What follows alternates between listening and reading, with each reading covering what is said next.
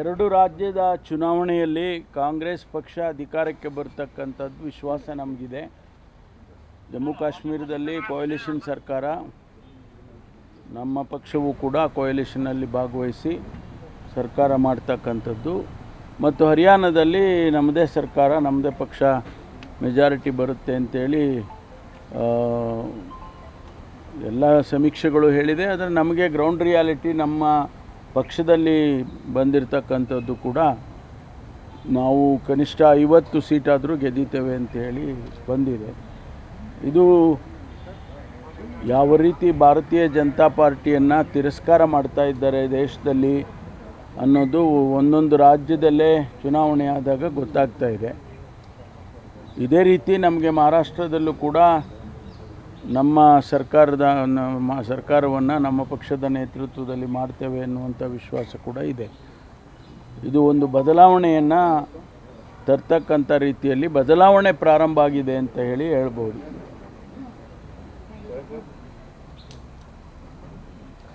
ಪ್ರಧಾನಿಯವರು ಗ್ಯಾರಂಟಿ ಯೋಜನೆಯನ್ನು ಟೀಕೆ ಮಾಡ್ತಿದ್ರು ಸರ್. ಕಾಂಗ್ರೆಸ್ ಆರ್ಥಿಕ ದಿವಾಳಿ ಆಗುತ್ತೆ ಅಂತ ಈಗ ಅವ್ರಿಗೆ ಹೇಳೋ ಒಂದು ಕಡೆ ಮುಳುವಾಗಿದೆ. ಅಲ್ಲ, ಗೊತ್ತಿಲ್ಲ. ನಾವು ಬಹಳ ದೀರ್ಘವಾಗಿ ಚರ್ಚೆ ಮಾಡಿ ಆರ್ಥಿಕ ಸ್ಥಿತಿಗತಿಗಳನ್ನು ಕೂಡ ಅಧ್ಯಯನ ಮಾಡಿ ಬಡತನದ ರೇಖೆಯಿಂದ ಯಾರು ಇದ್ದಾರೆ ಆ ಜನ ಮೇಲೆ ಬರಬೇಕು ಅನ್ನುವ ಉದ್ದೇಶ ಇಟ್ಟುಕೊಂಡು ನಾವು ಈ ಗ್ಯಾರಂಟಿಗಳನ್ನು ತಗೊಂಡು ಬಂದಿದ್ದೇವೆ. ಪ್ರಾರಂಭದಲ್ಲಿ ಭಾಳ ಜನ ಟೀಕೆ ಮಾಡಿದ್ದಾರೆ, ಅದರಲ್ಲಿ ಪ್ರಧಾನಮಂತ್ರಿಗಳು ಟೀಕೆ ಮಾಡಿದ್ದಾರೆ, ಕೇಂದ್ರ ಸರ್ಕಾರದ ಅನೇಕ ಭಾರತೀಯ ಜನತಾ ಪಾರ್ಟಿ ಮುಖಂಡರುಗಳು ಕೂಡ ಟೀಕೆ ಮಾಡಿದ್ದಾರೆ, ರಾಜ್ಯದಲ್ಲಿ ಜನತಾ ದಳದವರು ಕೂಡ ಟೀಕೆ ಮಾಡಿದ್ದಾರೆ. ಆದರೆ ಇವತ್ತು ಅವರಿಗೆ ಅರ್ಥ ಆಗ್ತಾ ಇದೆ ಈ ಜನ ಯಾರನ್ನು ಬೆಂಬಲಿಸ್ತಾರೆ. ಯಾಕೆಂದರೆ ಅವರಿಗೆ ಸಹಾಯ ಆಗುವಾಗ ಸ್ವಾಭಾವಿಕವಾಗಿ ಅವರು ಆ ಪಕ್ಷದ ಜೊತೆಯಲ್ಲಿ ನಿಲ್ತಕ್ಕಂಥದ್ದು. ನಮ್ಮ ಉದ್ದೇಶ ಇರೋದು ಅವರು ಬಡತನದ ರೇಖೆಯಿಂದ ಮೇಲೆ ಬರಬೇಕು ಅಂತ. ಅದು ರಾಜಕೀಯ ಅಂಥೇಳಿ ನಾವು ಯಾವತ್ತೂ ಹೇಳಕ್ಕೆ ಹೋಗಿಲ್ಲ. ನಾವು ವೋಟ್ ಬ್ಯಾಂಕ್ ಆಗಿ ಕನ್ವರ್ಟ್ ಮಾಡ್ತೀವಿ ಅವ್ರನ್ನ ಅಂತ ಹೇಳಕ್ಕೆ ಹೋಗಿಲ್ಲ. ನಾವು ಬಡವರಿದ್ದಾರೆ, ಅವರನ್ನು ಮೇಲೆತ್ತುವಂಥ ಕೆಲಸ ಆಗಬೇಕು ಅಂತೇಳಿ ಅದನ್ನು ಮಾಡಿದ್ದೇವೆ. ಈಗ ಅವರು ಅರ್ಥ ಆಗಿದೆ, ಹೌದು ಇದು ನಮಗೂ ಕೂಡ ಇದು ನಾವು ಕೂಡ ಇದನ್ನು ಮಾಡಿದರೆ ಒಳ್ಳೆಯದು ಅಂತ ಅರ್ಥ ಆಗಿದೆ. ಅವರು ಆಡಳಿತದಲ್ಲಿರ್ತಕ್ಕಂಥ ರಾಜ್ಯಗಳಲ್ಲಿ ಬಹುಶಃ ಅವರು ಮಾಡ್ಬೋದು. ಸರ್, ಮೂಢ ಹಗರಣವನ್ನು ಮುಚ್ಚಿ ಹಾಕಲು ಡೈವರ್ಟ್ ಮಾಡಲು ಜಾತಿ ಗಣತಿ ಇವಾಗ ತಗೊಂಡಿದ್ದಾರೆ ಅಂತ ಕುಮಾರಸ್ವಾಮಿ ಅವರು ಆರೋಪ ಮಾಡಿದ್ದಾರೆ. ನೋಡಿ, ನಾವು ತರದೇ ಇದ್ದಾಗ ಜಾತಿ ಗಣತಿ ತಗೊಂಡು ಕೋಲ್ಡ್ ಸ್ಟೋರೇಜಲ್ಲಿ ಇಟ್ಬಿಟ್ರು ಅಂತ ಹೇಳ್ತಾಯಿದ್ರು. ಹೌದಾ? ಕೋಲ್ಡ್ ಸ್ಟೋರೇಜಲ್ಲಿ ಇಟ್ಬಿಟ್ರು, ಯಾಕೆ ಇಷ್ಟೊಂದು ಹಣ ಖರ್ಚು ಮಾಡಿದರು, ಯಾಕೆ ಪೆಟ್ಟಿಗೆ ಒಳಗಿಡಬೇಕಾಗಿತ್ತು ಅಂತ ಹೇಳೋರು. ಈಗ ನಾವು ಜನಸಮುದಾಯಕ್ಕೆ ಪಬ್ಲಿಕ್ಕಿಗೆ ತರ್ತೀವಿ ಅಂದಾಗ ಈಗ ಅವರಿಗೆ ನುಂಗ್ಲಾರ ತುತ್ತಾಗಿದೆ. ರಾಜ್ಯದಲ್ಲಿ ಎಲ್ಲರಿಗೂ ಗೊತ್ತಿದೆ, ಹಿಂದುಳಿದವರು, ಅಲ್ಪಸಂಖ್ಯಾತರು, ದಲಿತರು, ಈ ಸಮುದಾಯ ಹೆಚ್ಚು ಸಂಖ್ಯೆಯಲ್ಲಿದ್ದಾರೆ ಅನ್ನೋದು ಎಲ್ಲರಿಗೂ ಗೊತ್ತಿದೆ. ಅದರ ಆಧಾರದ ಮೇಲೆ ನಾವು ಈಗ ಮುಂದಿನ ಬರ್ತಕ್ಕಂಥ ದಿವಸದಲ್ಲಿ ನಮ್ಮ ಕಾರ್ಯಕ್ರಮಗಳನ್ನು ಮಾಡೋದಕ್ಕೂ ಕೂಡ ಸಹಾಯ ಆಗುತ್ತೆ ಅಂಥೇಳಿ ಎಲ್ಲರೂ ಹೇಳ್ತಾ ಇದ್ದಾರೆ. ಹಾಗಾಗಿ ಅದು ಆಗಬಾರ್ದು ಅಂದರೆ ಇವರು ಯಾರು ಈ ಸಮುದಾಯಗಳಿದೆ ಆ ಸಮುದಾಯಗಳಿಗೆ ನಾವು ಹಾಗಾದರೆ ಯೋಜನೆಗಳನ್ನು ಮಾಡಬಾರ್ದಾ, ಕಾರ್ಯಕ್ರಮಗಳನ್ನು ಕೊಡಬಾರ್ದಾ? ಯಾವ ಆಧಾರದ ಮೇಲೆ ಕಾರ್ಯಕ್ರಮಗಳನ್ನು ಯೋಜನೆಗಳನ್ನು ಕೊಡಬೇಕು ಅಂದಾಗ ಸ್ವಾಭಾವಿಕವಾಗಿ ನಾವು ಈ ಜನಸಂಖ್ಯೆಯನ್ನು ಆಧಾರವಾಗಿಟ್ಕೊಂಡು ಕೊಡಬೇಕಾಗ್ತದೆ. ಅದಕ್ಕೋಸ್ಕರ ಈಗ ನಾವು ಬಿಡುಗಡೆ ಮಾಡಬೇಕು ಅಂತ ಮುಖ್ಯಮಂತ್ರಿಗಳು 18ನೇ ತಾರೀಕು ನಡೀತಕ್ಕಂಥ ಸಂಪುಟದಲ್ಲಿ ತರ್ತೇನೆ ಅಂತ ಹೇಳಿದ್ದಾರೆ. ಚರ್ಚೆ ಆಗುತ್ತೆ. ಒಂದು ವೇಳೆ ಆ ಚರ್ಚೆಯಲ್ಲಿ ಬೇರೆ ಬೇರೆ ಏನಾದರೂ ಕೂಡ ಸಬ್ ಕಮಿಟಿ ಸಮಿತಿ ಮಾಡೋದಾ ಅಥವಾ ಅಸೆಂಬ್ಲಿಗೆ ತೊಗೊಂಡು ಹೋಗೋದಾ ಅದೆಲ್ಲ ತೀರ್ಮಾನ ಮಾಡ್ತಾರೆ. ಹಿಂದಿನ ಸರ್ಕಾರದ ಅವಧಿಯಲ್ಲಿ ವರದಿ ಪಡಿಬೋದಾಗಿತ್ತು, ಅವಾಗ ಮಾಡಿ. ಈಗ 1.5 ವರ್ಷ ಆಯ್ತಲ್ಲ. ಆಯ್ತಪ್ಪ, ಈಗ ಮಾಡ್ತಾ ಇದ್ದೀವಲ್ಲ. ಇಲ್ಲ ಈಗ ಮಾಡ್ತಾ ಇದ್ದೀವಲ್ಲ. ಇವು ಕಾಂಗ್ರೆಸ್ನಲ್ಲಿ ಒಕ್ಕಲಿಗ ಲಿಂಗಾಯತರು ಬಹಿರಂಗ ಬೆಂಬಲ ಕೊಡ್ತಾ ಇಲ್ಲ ಸರ್. ಇನ್ನು ಕ್ಯಾಬಿನೆಟಲ್ಲಿ ಮಾತ್ರ ಹೇಳ್ತೀವಿ ಅಂತ. ಅವರಿಗೆ ಬೆಂಬಲದ ಪ್ರಶ್ನೆ ಬರೋದಿಲ್ಲ ಇಲ್ಲಿ. ವಸ್ತುಸ್ಥಿತಿ ಏನಿದೆ ಅಂತ ಹೇಳಿ ಜನಗಳ ಮುಂದೆ ಇಡ್ತಾರೆ. ಅದನ್ನು ಅದು ಬೇಡ ಅಂದರೆ ಹೇಗೆ? ಇವತ್ತು 160 ಕೋಟಿ ಹಣ ಖರ್ಚು ಮಾಡಿ ಸಮುದಾಯಗಳು ಯಾರ್ಯಾರು ಎಷ್ಟೆಷ್ಟು ಇದ್ದಾರೆ ಅಂತ ಹೇಳಿ ಒಂದು ವಸ್ತುಸ್ಥಿತಿ ಈಗ ಸೆನ್ಸಸ್ ಮಾಡುವಾಗಲೂ ಕೂಡ ಹಂಗೆ ಆಗುತ್ತೆ. ಮುಂದೆ ಈಗ ಸೆಂಟ್ರಲ್ ಗೌರ್ಮೆಂಟು ಸೆನ್ಸಸ್ ಮಾಡಬೇಕು ಅಂತ ಇದೆ, ಆಗಲೇ ಡಿಲೇ ಆಗಿದೆ.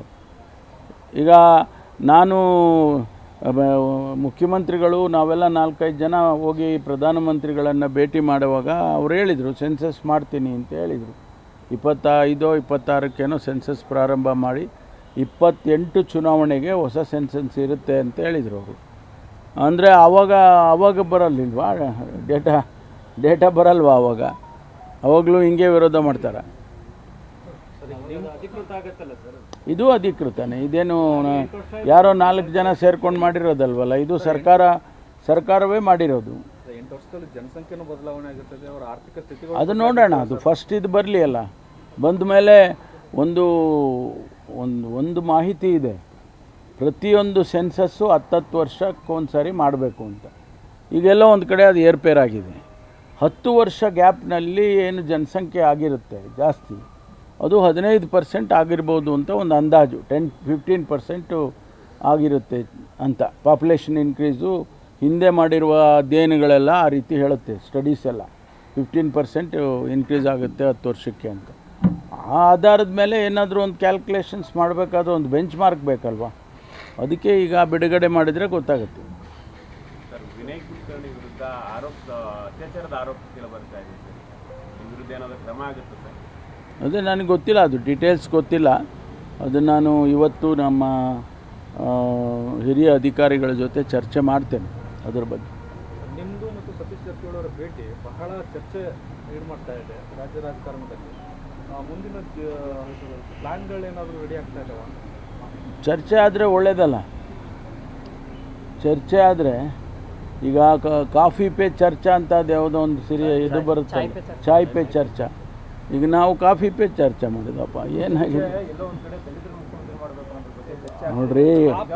ಎಲ್ಲಿ ನಾವು ಇಬ್ಬರು ಕೂತ್ಕೊಂಡು 2 ಲೋಟ ಕಾಫಿ ಕುಡಿದ್ಬಿಟ್ರೆ ಮುಖ್ಯಮಂತ್ರಿ ಮಾಡಿಬಿಡ್ತಾರೆ ಅನ್ನೋದಾದರೆ ಭಾಳ ಚರ್ಚೆಗಳಾಗ್ತಾವೆ, ಭಾಳ ಕಾಫಿನೂ ಖರ್ಚಾಗುತ್ತೆ. ಆ ಥರ ಏನಾಗೋದಿಲ್ಲ. ಆಯ್ತಪ್ಪ, ಆಯಿತು, ನಾವು ಚರ್ಚೆ ಮಾಡಿದ್ದೀವಿ.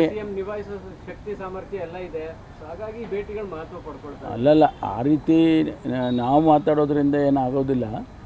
ಅದು ಎಲ್ಲ ನಿರ್ಧಾರ ಎಲ್ಲ ಹೈಕಮಾಂಡು. ಆ ಸನ್ನಿವೇಶನೇ ಬಂದಿಲ್ವಲ್ಲ. ಈಗ ಸನ್ನಿವೇಶ ಬಂದಾಗ ಮಾತಾಡೋಣ. ವಿಜಯೇಂದ್ರ ಅವರು ಸನ್ನಿವೇಶ ಬಂದಾಗ ಅದ್ರ ಬಗ್ಗೆ ಚರ್ಚೆ ಮಾಡೋಣ, ಅದ್ರ ಬಗ್ಗೆ ಕೂಗು ಹಾಕೋಣ, ಅದ್ರ ಬಗ್ಗೆ ಬೇಡಿಕೆ ಇಡೋಣ, ಬೇಕಾದ ಮಾಡೋಣ. ಆದರೆ ಈಗ ಆ ಸನ್ನಿವೇಶನೇ ಬಂದಿಲ್ಲಲ್ಲ. ಸಾಧ್ಯನೇ ಇಲ್ಲ. ಮುಖ್ಯಮಂತ್ರಿಗಳು ರಾಜೀನಾಮೆ ಕೊಡುವ ಅಗತ್ಯ ಇಲ್ಲ, ಕೊಡಲ್ಲ ಅಂಥೇಳಿ 10 ಸಾರಿ ಅವ್ರು ಹೇಳಿದ್ದಾರೆ, ನಾವು ಹೇಳಿದ್ವಿ. ಕೊಡೋ ಅಗತ್ಯ ಇಲ್ಲ. ಪದೇ ಪದೇ ಅದನ್ನೇ ಅವ್ರು ಹೇಳ್ತಾ ಇದ್ದಾರೆ, ನಾವು ಅದನ್ನೇ ಹೇಳ್ತಾ ಇದ್ವಿ. ಸ್ಟಡಿ ಮಾಡ್ತಾ ಇದ್ದಾರೆ. ಕಾನೂನು ತಜ್ಞರು ಸ್ಟಡಿ ಮಾಡಿ ಆಮೇಲೆ ಹೋಗ್ತೀವಿ. ವಿಜಯೇಂದ್ರ ಅವರು ಜಾರಕಿಹೊಳಿನ ಭೇಟಿಯಾಗಿದ್ರು. ಹಾಂ, ಅದು ಕೇಳ್ಬೇಕು ನೀವು. ಅದು ಕೇಳ್ಬೋದು ನೀವು, ಅವರಿಬ್ಬರು ಏನು ಮಾತಾಡಿದ್ರು ಅಂತ. ಅದನ್ನೇ ಕೇಳಬೇಕು. ನೀವು ಕೇಳಬೇಕು. ನಿಮಗೂ ಕುತೂಹಲ ಇದೆಯಾ ಸರ್? ನಿಮಗೂ ಕುತೂಹಲ ಇದೆಯಾ? ಇಲ್ಲಪ್ಪ, ನೀವು ಹೇಳಿದ್ರೆ ಕೇಳ್ತೀನಿ ನಾನು. ನಿನ್ನೆ ಬಿಟ್ಕಾಯಿನ್ ಸಂಬಂಧಪಟ್ಟ ಹಾಗೆ, ಅದೇ ರೀತಿ ಕೋವಿಡ್ ಹಗರಣ ಸಂಬಂಧಪಟ್ಟ ಹಾಗೆ 2 ಅಧಿಕಾರಿಗಳು ಸಸ್ಪೆಂಡ್ ಆಗಿದೆ. ಏನು ಸರ್ ಡೀಟೇಲ್ಸ್ ಏನು ಸರ್? ಇಲ್ಲ, ಬಿಟ್ಕಾಯಿನ್ಗೆ ಆ ಪೂಜಾರ್ ಅಂತಕ್ಕಂಥವ್ರನ್ನ ಹುಡುಕ್ತಾ ಇದ್ರು. ಶುರುವಿನಿಂದನೂ ಅವರು ತಪ್ಪಿಸ್ಕೊಂಡು ತಿರುಗ್ತಾಯಿದ್ರು. ಜೊತೆಗೆ ಅವರು ಕೋರ್ಟಿಗೆಲ್ಲ ಹೋಗಿದ್ರು, ಸುಪ್ರೀಂ ಕೋರ್ಟ್ವರೆಗೂ ಹೋಗಿದ್ರು. ಅವ್ರಿಗೆ ಯಾವುದೂ ರಿಲೀಫ್ ಸಿಗಲಿಲ್ಲ ಅಂತ ನಿನ್ನೆ ಬಂದು ಸರೆಂಡರ್ ಆಗಿದ್ದಾರೆ. ಅದು ಇನ್ವೆಸ್ಟಿಗೇಷನ್ನು ಮುಂದುವರಿಯುತ್ತೆ. ಕೋವಿಡ್ ಒಬ್ಬರು ರಘು ಅಂತ. ಅವರು ಅಷ್ಟೇ, ತನಿಖೆಗಳು ಮುಂದುವರಿಯುತ್ತವೆ, ಏನು ನಿಲ್ಲೋದಿಲ್ಲ. Thank you.